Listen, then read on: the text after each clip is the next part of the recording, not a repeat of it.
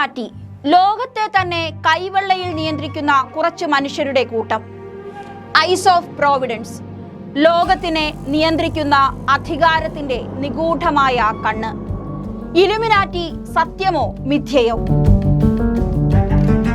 നിഗൂഢത മാത്രമുള്ളൊരു വാക്ക്.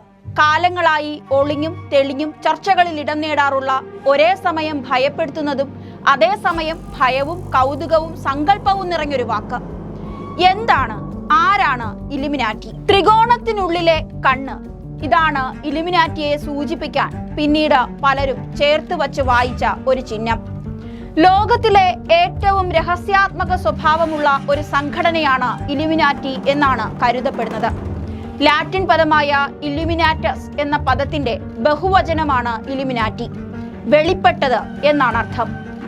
9 അജ്ഞാതരായ മനുഷ്യർ, അവർക്ക് മാത്രം അറിയാവുന്ന മനുഷ്യനിർമ്മിതമായ ഒരു കൃത്രിമമായ ഭാഷ, കൃത്യമായ ഇടവേളകളിൽ പുനർരചിക്കപ്പെട്ടുകൊണ്ടിരിക്കുന്ന 9 അമൂല്യമായ പുസ്തകങ്ങൾ, തലമുറകളായി കൃത്യമായ ഇടവേളകളിൽ കൈമാറുന്ന അധികാരം, തങ്ങളുടെ കൂടെയുള്ളവനെ തിരിച്ചറിയാൻ സാധിക്കുന്ന രഹസ്യ കോഡുകൾ, രാജ്യങ്ങളുടെ അതിർത്തികൾ ഇല്ലാതെ ഭൂമിയിൽ എവിടെയും ജീവിക്കുന്ന സ്വഭാവമുള്ള മനുഷ്യർ, ലോകത്തിന്റെ ഗതിവിഗതികൾ തന്നെ മാറ്റിമറിക്കാൻ കഴിയുന്ന 9 വിഷയങ്ങൾ. അവയിൽ ശാസ്ത്രമുണ്ട്, യുക്തിയുണ്ട്, മതമുണ്ട്, മറ്റുള്ളവരുടെ മനസ്സുകളെ സ്വാധീനിക്കാൻ പ്രാപ്തമായ യുദ്ധമുറകൾ വരെയുണ്ട്.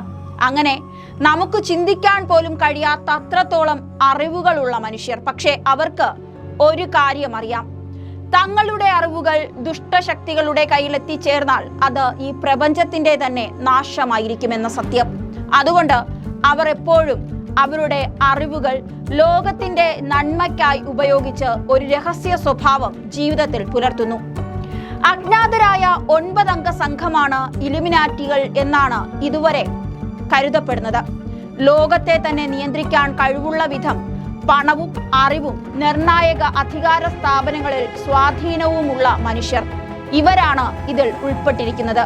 അതായത് ലോകത്തിലെ ഏറ്റവും ശക്തരായ വ്യക്തികൾ, സമ്പത്തും കുടുംബപരമായും ഉയർന്ന സ്ഥാനമുള്ളവർ, ഏറ്റവും ഉയർന്ന അറിവും ബുദ്ധിയും വിദ്യാഭ്യാസവും ഉള്ളവർ, ഈ അടങ്ങുന്ന ഒരു സമൂഹം. ഡാൻ ബ്രൗൺ എന്ന അമേരിക്കൻ എഴുത്തുകാരന്റെ ഏഞ്ചൽസ് ആൻഡ് ഡീമൻസ് എന്ന പുസ്തകത്തിലൂടെയാണ് ഇലുമിനാറ്റി എന്ന വാക്ക് ഏറെ ശ്രദ്ധേയമായത്. ലോകത്തിലെ ഏറ്റവും രഹസ്യാത്മക സംഘടനയുടേത് എന്ന് കരുതപ്പെടുന്ന ഈ പേര് നിലവിൽ വന്നതിൽ പല കഥകളും പ്രചാരണങ്ങളും ചരിത്രവുമുണ്ട്. അതിലേറ്റവും ആധികാരികമായത് എന്ന് കരുതപ്പെടുന്നത് 1776 മെയ് 1 സ്ഥാപിതമായ ബവേറിയൻ ഇലുമിനാറ്റി എന്ന ജർമ്മൻ സംഘടനയാണ്. 1776 മെയ് 1 ഇന്നത്തെ ജർമ്മനിയുടെ ഭാഗമായ ബവേരിയയിൽ 5 അംഗങ്ങളുമായാണ് ഇലുമിനാറ്റിയുടെ തുടക്കം. വിജ്ഞാന വിരോധവാദം, പൊതുജീവിതത്തിൽ മതപരമായ അമിത സ്വാധീനം, ഭരണകൂട അധികാരം, ഇത് ദുരുപയോഗം ചെയ്യുക എന്നിവയ്ക്കെതിരെ പോരാടുകയായിരുന്നു ഈ സംഘടനകളുടെ ഒന്നാമത്തെ ലക്ഷ്യം. മതത്തിന് പകരം വിദ്യാഭ്യാസവും വിനോദവും പ്രാധാന്യം നൽകി. ശാസ്ത്രീയ അടിത്തറയിലൂടെ ലോകത്തെ നിലനിർത്തുക എന്നുള്ളതാണ് മറ്റു ചില ലക്ഷ്യങ്ങൾ. ആദം വെയ്ഷാഫ്റ്റ് ആണ് ഇതിന്റെ സ്ഥാപകനെന്ന് കരുതപ്പെടുന്നു. പിന്നീട് ഫ്രീ മേസനുകളുടെ രൂപീകരണത്തിന് ആധാരമായ യൂറോപ്യൻ സ്വതന്ത്ര ചിന്തകരാണ് ഇലുമിനാറ്റി കയ്യിലേന്തിയത്, ഇതിന് പ്രചാരണം നൽകിയത്. ഈ ഒരു ചരിത്രം പറയുമ്പോൾ തന്നെ ഇത്തരമൊരു രഹസ്യ സംഘടനയുണ്ടോ എന്ന കാര്യത്തിൽ നൂറ്റാണ്ടുകളായുള്ള ചർച്ചയും നടന്നുകൊണ്ടിരിക്കുന്നു.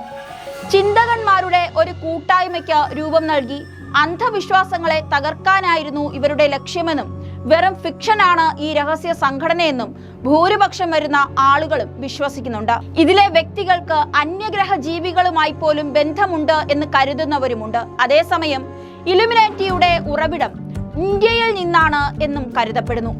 കലിംഗ യുദ്ധത്തിനു ശേഷം അശോക ചക്രവർത്തിക്കുണ്ടായ വെളിപാടാണ് ഇലുമിനാറ്റിക്ക് പിന്നിലെന്ന് പറയുന്നു. തങ്ങളുടെ ബുദ്ധിയും ശക്തിയും യുദ്ധത്തിനല്ലാതെ മനുഷ്യ നന്മയ്ക്ക് വേണ്ടി ഉപയോഗപ്പെടുത്താൻ 9 പേർക്കായി എല്ലാ അറിവുകളും ചക്രവർത്തി പങ്കുവച്ചു എന്നുള്ളതാണ് കഥ. ഈ അറിവുകൾ പുതുക്കി ഓരോ തലമുറയിലേക്കും ഈ 9 പേരും പകർന്നു കൊടുക്കുന്നു. അങ്ങനെ ലോകം മുഴുവൻ എവിടെയാണെന്നറിയാത്ത വിധം ഇലുമിനാറ്റിയിലെ അംഗങ്ങൾ ലോക നന്മയ്ക്കായി ജീവിക്കുന്നു. ലോകത്തിന്റെ വിവിധ ഭാഗങ്ങളിൽ രഹസ്യമായി ഈ സംഘടനയിലെ കണ്ണികൾ നിലവിലുണ്ട് എന്ന് കരുതപ്പെടുന്നു. അപ്പോൾ ഇന്ത്യയിലും കേരളത്തിലും നമുക്ക് തൊട്ടു മുൻപിലും ആ കണ്ണുകൾ നമ്മെ നിരീക്ഷിക്കുന്നു എന്ന് കരുതുന്നവരുമുണ്ട്. എന്തായാലും അറിവാണ് ഇല്ലുമിനാറ്റിയുടെ ശക്തി. ഇവർ പൊതുവെ അത് മറ്റുള്ളവരുമായി പങ്കുവയ്ക്കാറില്ല. പക്ഷേ ഈ ഭൂമിയുടെ നിലനിൽപ്പിന് തന്നെ ചോദ്യം ചെയ്യപ്പെടുന്ന അവസരങ്ങളിൽ അതിന് പരിഹാരം ഇവർ തന്നെ സ്വയം കാണുകയോ ചെയ്യുകയോ മറ്റുള്ളവരിലൂടെ അതിന് പരിഹാരം നിർദ്ദേശിക്കുകയോ ചെയ്യുന്നു. പുതിയ അറിവുകൾ നേടിയും തങ്ങൾക്ക് ലഭിച്ച അറിവുകൾ സൂക്ഷിച്ചു വച്ചും ഇവർ മറ്റുള്ള എല്ലാ രഹസ്യ ഗ്രൂപ്പുകളെയും പോലെ ഇന്നും ഭൂമിയിൽ പലയിടങ്ങളിൽ വ്യാപിച്ച് നിൽക്കുന്നു എന്നുള്ളതാണ് വിശ്വസിക്കപ്പെടുന്നത്.